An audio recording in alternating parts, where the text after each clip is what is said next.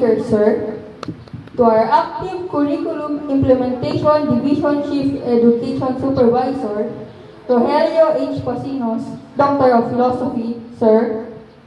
Our motherly public school district supervisor, Alice M. Sugay, Doctor of Philosophy, ma'am. The active, young, and hardworking principal of our beloved alma mater, Mrs. Augusta D. Sales, ma'am. Other school heads from the different barangay schools, thank you very much, ma'am, sir, in raising this memorable occasion. Our equally talented and very competent teachers, our dear and loving parents, fellow graduates, and batch 2024, ladies and gentlemen, good morning. As we stand on the brink of a new chapter in our lives, I am filled with immense pride and gratitude to address you today. Each one of us has embarked on a remarkable journey filled with growth, learning, and unforgettable memories. Today marks not only the culmination of years of hard work and dedication, but also the beginning of an exciting new adventure. As we prepare to step into the wider world, let us carry with us the lessons we have learned within these walls. First and foremost, let us remember the importance of perseverance. Throughout our elementary years, we have faced challenges big and small, from mastering multiplication tables to navigating friendships. Yet, through determination and resilience, we have overcome every obstacle that has come our way, a trademark of a kabataang Pilipinong matatag. As we move forward, let us continue to embrace challenges as opportunities for growth and never lose sight of our ability to achieve greatness para sa ating kinabukasan. Secondly, let us cherish the power of kindness and compassion. In a world that can sometimes seem chaotic and divided, it is important than ever to treat one another with empathy and understanding. Let us be the change we wish to see in the world, spreading love and positivity wherever we go. The government today, whose vision of a bagong Pilipinas, characterized by a principled, accountable, and dependable nation, whose objective is to realize the goals and aspirations of a kabataang Pilipino, adopting familiar or new mindsets, new values, new behaviors that will redound to the good of the country.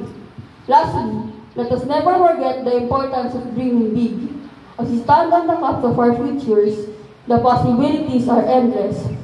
Whether our dreams lead us to become doctors, teachers, artists, or astronauts, let us never lose sight of our passion and aspirations. With hard work, dedication, and belief in ourselves, we can accomplish anything we set our minds to. To our parents, may I request them to please stand for a while. Parents daw. Ay, umupo ka naman, nakikita. Who have been our guiding light since the moment we entered in this world. We owe an immeasurable debt of gratitude. Fellow graduates, let us give them a resounding applause. You have been our first teachers, our fiercest advocates, and our wavering sources of love and encouragement. You have cheered us on through every setback. Your sacrifices, your dedication, and your boundless love have laid the foundation of our success. And for that, we are eternally grateful. With so much respect, you can now take your seat, our dear parents. To our teachers, may I request them to please be on stage with our school principal, ALS, the AOs, and disbursing officers, including those who retired and transferred within our time.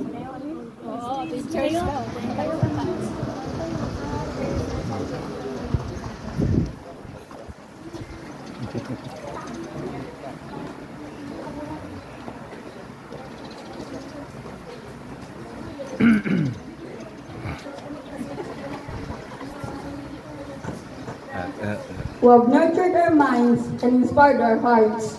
We owe a debt of gratitude beyond measures. You have not only imparted knowledge upon us, but have also instilled with us a passion for learning, a thirst of knowledge, and a belief in our own potential. To Ma'am Miret, you have challenged, motivated, and believed in me, even when I didn't believe in myself. And for that, I cannot thank you enough.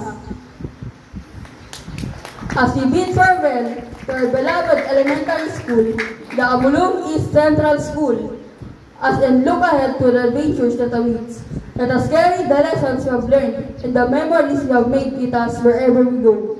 Congratulations, class 2023 to 2024. Our future is bright and I cannot wait to see the incredible things each and every one of us will achieve.